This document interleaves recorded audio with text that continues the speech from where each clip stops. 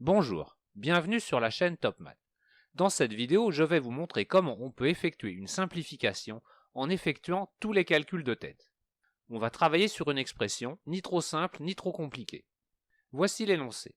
On considère A et B deux réels et on demande de simplifier au maximum l'expression que je nomme grand A moins B divisé par A plus B B divisé par A moins B, le tout divisé par A divisé par A plus B divisé par A moins B.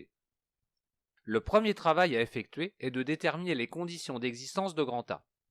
La seule opération pouvant poser ici des problèmes est la division. On va donc s'assurer que tous les dénominateurs qui interviennent sont non nuls. Une première condition est donc que A plus B soit non nul. Une deuxième condition est que A moins B soit non nul. Et il ne faut pas oublier le second terme de la division principale, qui lui aussi doit être non nul. Avec les deux conditions déjà imposées, ce deuxième terme est bien défini, mais son dénominateur est sans importance. Par contre, on va calculer son numérateur qui est susceptible de s'annuler. En réduisant la sous-expression au même dénominateur, on obtient que son numérateur est égal à A fois A moins B, plus B fois A plus B. Et on effectue ce travail de tête. Je l'écris seulement pour que vous suiviez plus facilement ma démarche. Et puis, pourquoi l'écrire? On voit bien les termes dans l'expression à gauche, non? Le premier terme dans le développement de A fois A moins B est A au carré. Puis vient le terme A fois moins B, égal à moins AB. Mais dans le développement du terme suivant apparaît plus B fois A, qui vient annuler le terme précédent. Toujours ça de moins à se rappeler. Et ça aurait été dommage de les écrire pour rien. Enfin vient le terme B fois B égale à B au carré.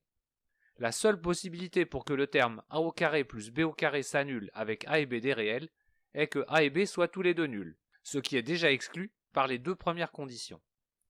Finalement, l'expression grand A a un sens dès que la valeur absolue de A et la valeur absolue de B sont distinctes. Avant d'effectuer le calcul de grand A, analysons rapidement sa forme. Grand A est défini comme étant le quotient de deux expressions que j'ai mis en évidence en rouge et en bleu. Elles s'écrivent toutes les deux comme un quotient. Pour être précis, il s'agit de fractions rationnelles dépendant de deux variables, petit a et petit b.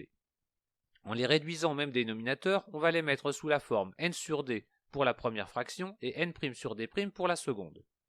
Et si on regarde d'un peu plus près, les deux expressions rouge et bleu, une fois simplifiées, vont avoir le même dénominateur que je note d. Ainsi, grand A est égal à n divisé par n'.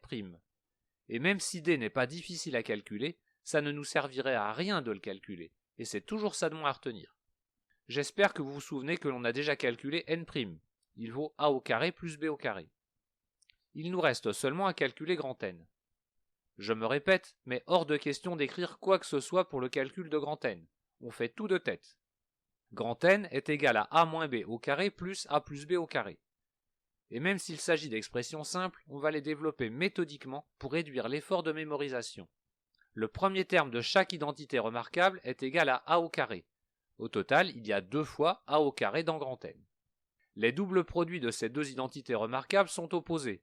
Ils s'annulent. Enfin, le dernier terme de chaque identité remarquable est égal à B au carré, qui se cumule et donne 2 fois B au carré. Grand N est donc égal à 2 facteurs de A au carré plus B au carré. Et, en se souvenant de grand N', on peut conclure que si A et B désignent deux réels de valeur absolue distinctes, alors l'expression grand A proposée est égale à 2. Je me répète, mais pour que vous puissiez suivre mon cheminement, j'ai écrit quelques résultats intermédiaires. Mais on peut tout faire de tête. Entraînez-vous. Comme le résultat est trop simple, vous allez vous en souvenir. Je vous donne une autre expression similaire pour vous entraîner. Votre objectif est de tout faire entièrement de tête. À vous de jouer. J'attends vos réponses dans les commentaires, et sans tricher bien sûr. Voilà, cette vidéo est terminée. N'hésitez pas à me laisser des commentaires, à partager mes vidéos et même à vous abonner. Vous pouvez aussi me retrouver sur Facebook. À bientôt sur la chaîne Top Math.